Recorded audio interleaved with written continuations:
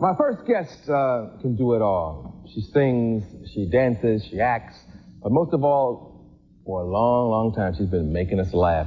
Here's a clip from her. Yes, you can clap for her. So you're right.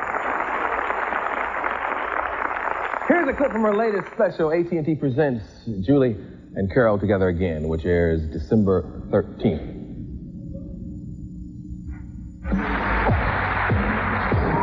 When the work's too much and the brain's too full and you had enough to hear with the hype and the bull, what do? What the kids do is rap to a rhythmic beat. Now if the kids can rap about all that stuff, then why not the mamas? We've taken enough. It's mama's turn to rap tonight. Kids, take a seat.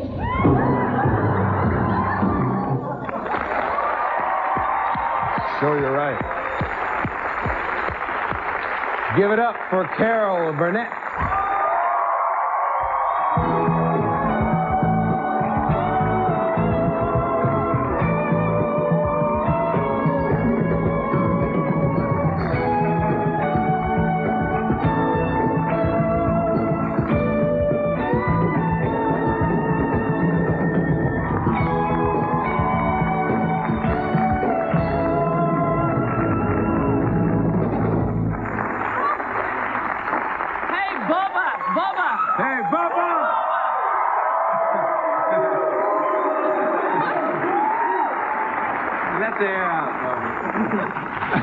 You just keep on inflating, honey.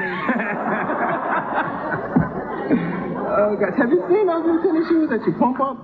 Oh, tennis shoes. Oh. I didn't know what you were talking about. Yeah, well, yeah. You said underwear. I watched what you were saying backstage. I even listened. I know. It's a takeoff on these new shoes that you pump up and they fit your ankle. And he needs them elsewhere? Well,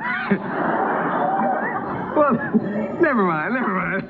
I'm getting too deep into it, I guess. No, I was just joking with him, kind of doing a underwear tennis shoe. I got you. Comparison there, but I'm glad you were back there watching. Of course. I've been watching you for a long time. I've been watching you too, honey. You know what? This is something very interesting. Here, you want to hear a sappy Arsenio story? I came out here 10 years ago, and I was stupid enough to believe that if I went up on Hollywood Boulevard, my friends would go up on Hollywood Boulevard, you see stars and stuff, you know? Yeah. And so I took my camera and went up on Hollywood Boulevard, and I met like there was a man with an ant farm in his beard, and and it smelled nasty, and it was just gross, and I'm on Hollywood Vine. But lo and behold, guess who I see up there? Me? 10 years ago. You were standing there and you posed for a picture, and I tried to come get your autograph after I got it developed, and they threw me out. I was the guard. I was like, I'm so glad we had this time together. Just to have a laugh. They wouldn't let me come see you, but after I got it developed, look at that. I'll beat you. You took that me. picture? Yes. Well, you're a good photographer. Well, it was an Instamatic, actually. They didn't carry you away. Well, when I tried to find you later and get you to sign it, and... Well, shoot. You're going to sign it? Wait, we'll get during the commercial, we'll get one of those Sharpies and we'll do it. I'm very honored. But you posed for me and everything. Well, of course I would. Hey, you were very nice. You set me on my way, knowing that you can be a star and still be nice. You're adorable. No. That's what you are. Is this getting sickening or what?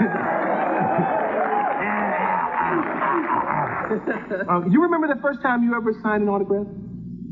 Yes, I do. I was doing the Gary Moore show, and there was a lady in New York, and her name was Celia, and she didn't have her two front teeth. And she came up, but she asked everybody for their autographs. She was the first one to ask me for mine. She had stacks, piles of autographs. I think Celia is still with us. I'm not sure. But she'd always ask you to sign 2 or 3 of them because they'd trade them off. Of course, nobody wanted mine right then. Yeah. But they want it now. Do you remember your first autograph seeker? Yes. Actually, I was 15. Yes, because I was like a magician back in Cleveland. I was hot stuff on 82nd and Kinsman, Yeah, but that was very exciting. Fans are fun. The first time I ever got recognized, I remember I was pretty thrilled, and it was a a man. He didn't ask me for my autograph, but I was doing the Gary Moore show and starting to get some recognition. And I was waiting on the corner of 6th and 57th Street, and this big burly guy came up to me and he said, "It's you, isn't it? It's you. It's Carol Burnett." And I said, "Yes." And he looked at his wife across the street and he said, "It is her, May." And he looked at me and said, "You ain't such a dog."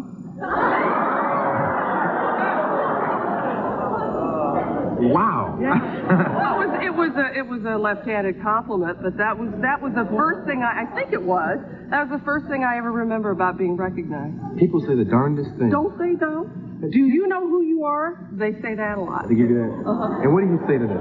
I've said, I got a letter this morning, but I don't know where it is. When I kind of interact with my audience a lot because, there are a lot of things that when I was a kid, I got from you, I got from Ed Sullivan, different things that I do now. But I always wondered about something. You used to take questions from the audience. Yeah.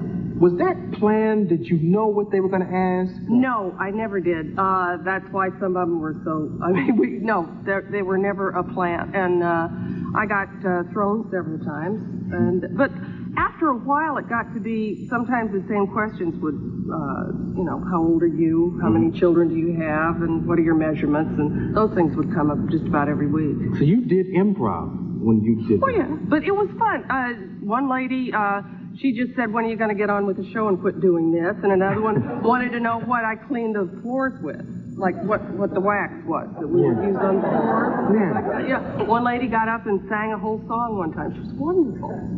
That's the best stuff. Oh, it is. It is, yeah. The funniest things that happened on the show was the real stuff when you and Tim couldn't hold it in anymore, You and Tim Conway would lose it every now and then. Well, I was much more disciplined, I think, than anybody else on our show. Harvey, of course, was, forget it, he was a basket case. He would just look at Tim and go. We had a bet going backstage all the time. We had a pool. We'd all put a $1 in, not as to whether Harvey was going to break up, but as to how far into the sketch he was going to get. Yeah. And I'd win. I'd usually say, "He's a goner. All Tim has to do is look at him." Harvey was dissolved. Yeah. He was a Dickens. That was fun. We'll take a commercial and come right back to talk with Carol Burnett.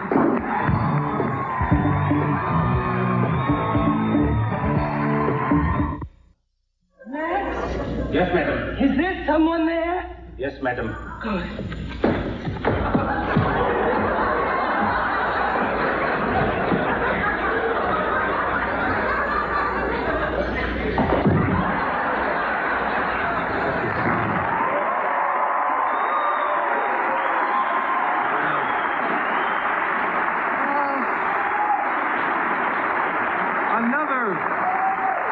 Another quick question about the stuff you've always done.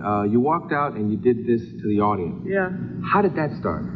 Well, that was hello to my grandmother who raised me not too far from here, up on Yucca and Wilcox. And when I got my first job in New York, I called her Colette to say, "Watch me. I'll be on television." She said, "Well, say hello to me." And I told her they wouldn't allow that.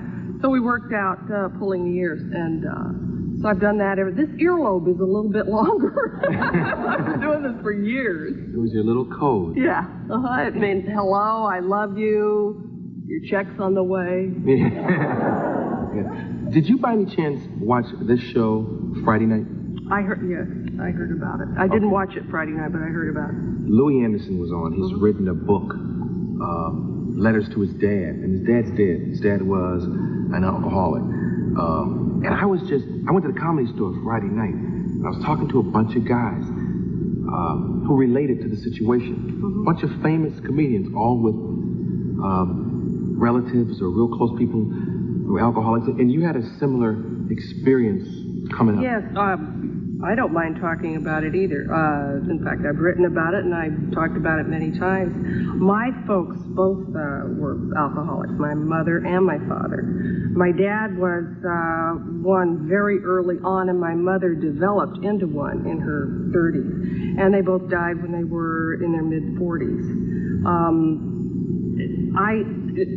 Yes, I came from a dysfunctional, as they say, family. At that time, I didn't know about Alcoholics Anonymous. I was a kid. I didn't know about Al-Anon, where you could go to get some help. I was never, however, I was lucky because I knew they loved me.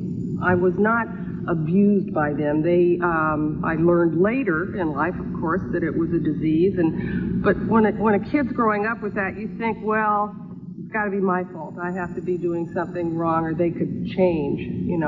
I must be a bad kid. And I never realized that until I got older and there was more education. And I was very lucky too. I had my grandmother, who was a rock. She was nutty as hell and wonderful, and but I had her too. But I never did feel that they didn't love me. And I have, in essence, when I wrote my book, I wrote a long letter to my 3 daughters just about growing up so that they could get to know my parents. And in writing that book, in writing a letter like that, I was able to let go a lot of I guess I did have some hostility that I didn't know, that I'd been sitting on a lot, and I was able to let that out in those letters and to forgive my folks for everything, and to realize that they did the best they could with what they had and who they were. That my dad was a lovely, sweet, wonderful, ineffectual alcoholic, and my mother turned into one, and it's just a damn shame, but we lived through it. And I think the most important thing in the world is education about chemical abuse today. Do you think that, I always hear people talk about the thin line between comedy and tragedy, and so many very funny people come from tragic upbringings. Is there something to that? I think there might be. I'm not going to go into what a big deal about it, but I think so. I thought everybody's folks drank, because my best girlfriend's father had a problem. Some of the boys that we used to play with on the block, their folks had a problem. I thought it was just, and it is pretty common even today. I know all of us are touched by it in some way. I just heard the other day that if one person is an alcoholic, that person affects 27 other people. And that was some statistic I heard on television. So it's very common. But what the good thing about it is that people are recognizing that it is a disease and what the problem is, and that you can't be a codependent, and go get some help for yourself. If you are related or you have a loved one who is an alcoholic and they won't help themselves, you go get help for yourself. Let's talk about a lighter subject. Carol and Julie. And my chum. And you're back together again. Oh, yeah. Did you see that silly thing we were doing? Now, have you ever seen 2 braver women in your life than the 2 of us getting up to try to do a rap? We called ourselves White Bread and Mayonnaise. Now, that will be on December 13th? Yeah, that's Sunday after tomorrow. And what network? It's on ABC, and we've known each other for 27 years, and it's the 3rd time we've gotten in the sandbox to play. And we just had a wonderful time. When we first met, all those years ago, we did a show at Carnegie Hall together, and she was a newlywed, and I was falling in love, so our whole... everything that we talked about was, the men that we love and our careers and getting started. Then we did a show together 10 years later where we were talking about our husbands and our children, carpools, her movie career, my television career, and now here we are, and we were rehearsing not too long ago doing this rap. Walk in, I say, how's your knee? She says, how's your back? That's the way it's going now. Yeah, it's changing. You all will actually tape this at the Pantages? We taped it at the Pantages, just spitting distance from here, yeah. Across the street from where? That's right, from where you took that picture. Yeah. You got to sign it. You bet. Thanks for coming. Thank you for asking me. Carol Burnett.